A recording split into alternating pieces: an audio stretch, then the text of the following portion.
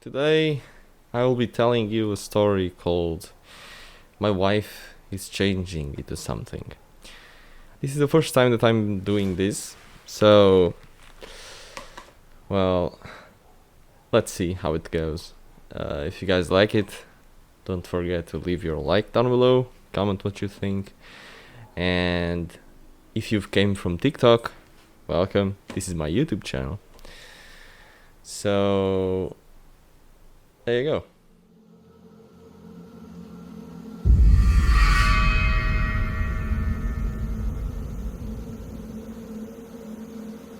So the winter season was upon us, and droves of Wendigo spotters have come to our town to try to find something that, at the time, I didn't believe it actually existed. It all started 2 years ago, when Billy Fisher brutally murdered his wife and 2 daughters. When he was arrested, he claimed in his defense that he was driven mad by some kind of beast, some kind of being that followed him home from when he was out at the lake fishing in one peculiar night. And that story affected me and my wife greatly, because we were neighbors of them and we had no kids of our own. So when we could and when they needed, we looked upon their 2 daughters, and we loved them all. We loved them. They were such great kids.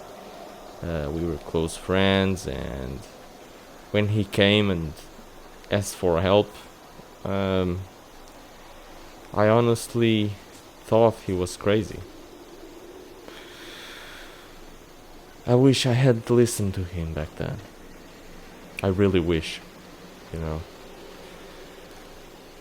And ever since, the town has been designated by conspiracy theorists looking to get a side on of something that apparently didn't exist, or I didn't believe it existed. So I was sitting down watching telly when all of a sudden my wife just screamed.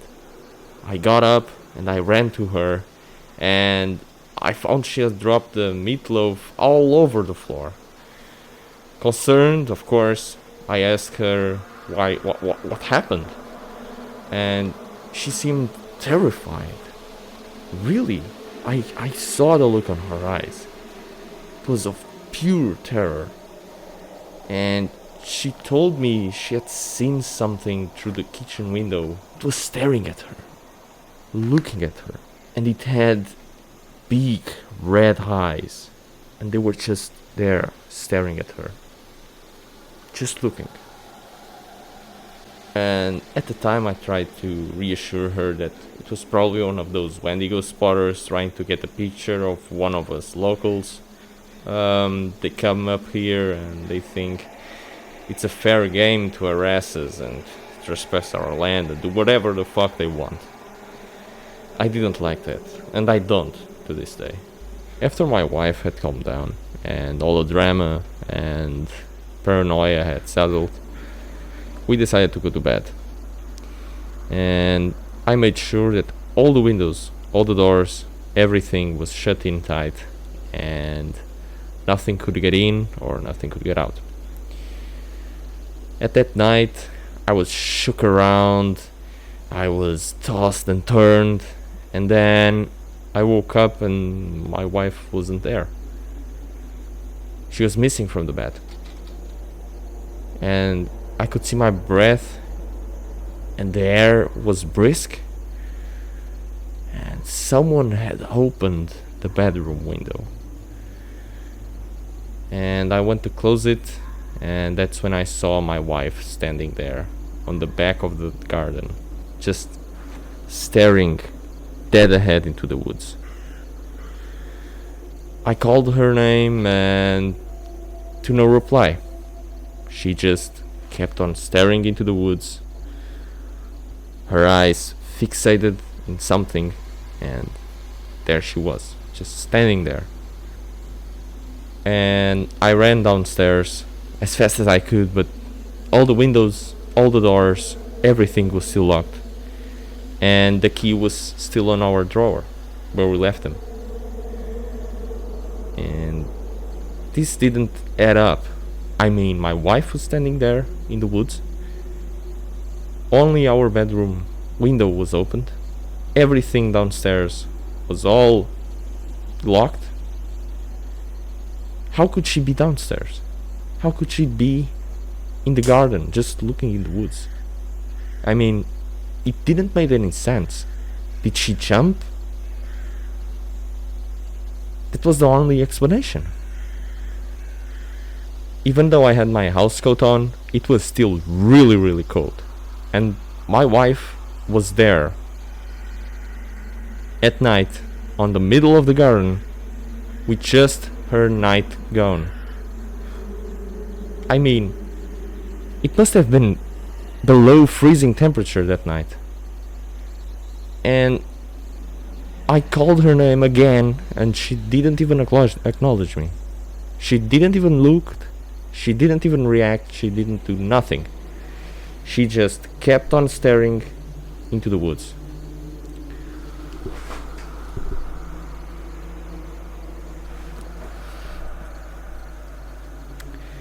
And I shouted at her, shook her until I came around, and eventually I got her back into the house and back into the bed. The next morning she didn't remember anything, and at first she didn't believe me and she thought I was crazy, actually. She must have thought that I must have dreamt it or something like that, or I was making it up, or I don't know. Until I showed her the mud on her nightgown. Then she was really perplexed. I mean, this was out of character from her. You just have your husband telling you that you've woken up in the middle of the night, you jump out of the window and you stare dead ahead into the woods. And you don't respond to anything. I mean, how could that make sense? So, apart from chasing down a few out of town from my land, that evening was uneventful. There was nothing special.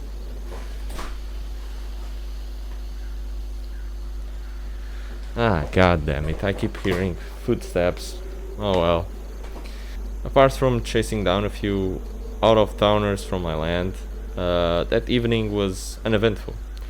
Nothing happened, it was normal.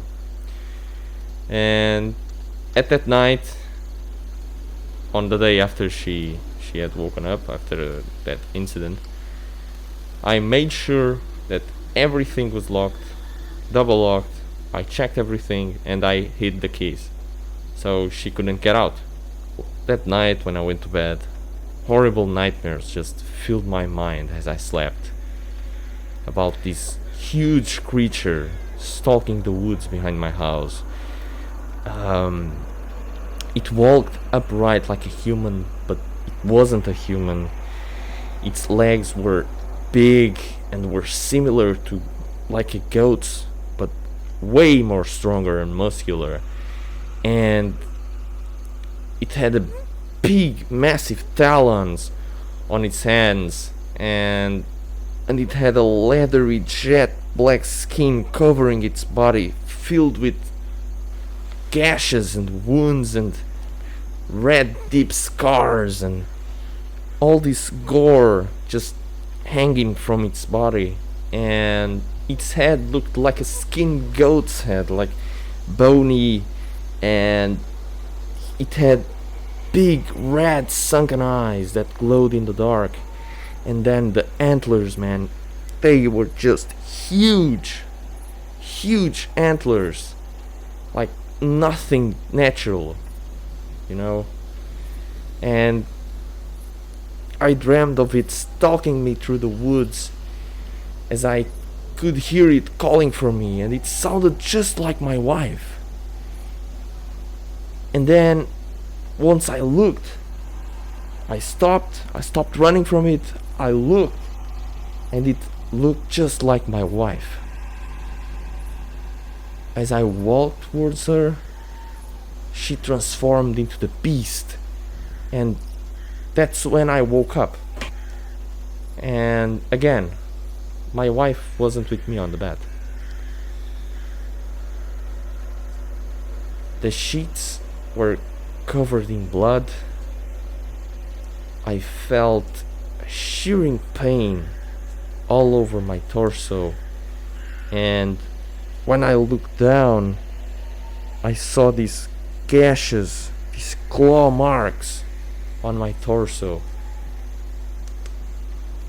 and they were dug into me deep, and I felt the blood just coming out of these wounds. As I was looking down at my torso, my wounds, and feeling the pain, I heard this growl.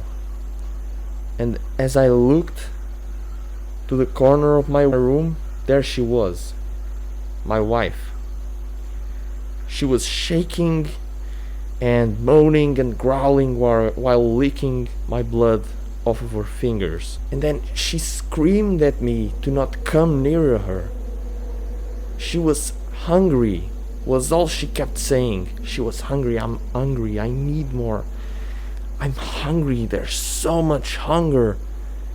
And eventually, by some miracle, I was able to calm her down. Her temperature was just through the roof. And at the time, I decided to call a doctor. When the doctor got there, I brought him up to the bedroom where my wife was, and I left them alone while I went downstairs to make coffee. As I was making coffee, I heard this blood-curdling scream come from my room. Then the doctor just ran downstairs and screamed at me that my wife had bitten him, and he just ran outside through the door without saying anything and without even looking back. I sat there and I thought, I need to go back there. And I went up the stairs, I sat with my wife, and I watched over her as she tossed and turned all night. She rambled for hours about the woods and how hungry she was. And eventually, with all this talk, I just drifted off into sleep. And when I woke up the following morning, my wife was gone again.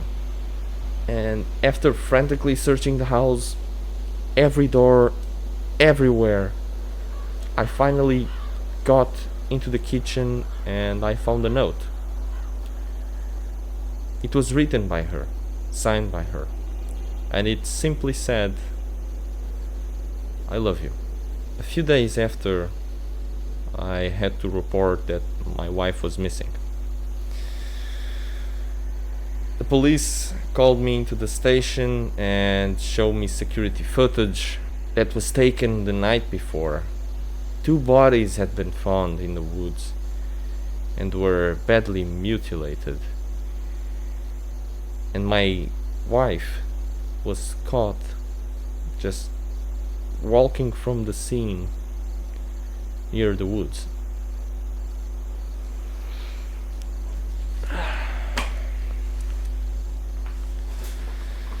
I know my wife is out there somewhere. In the woods, maybe. Near my house.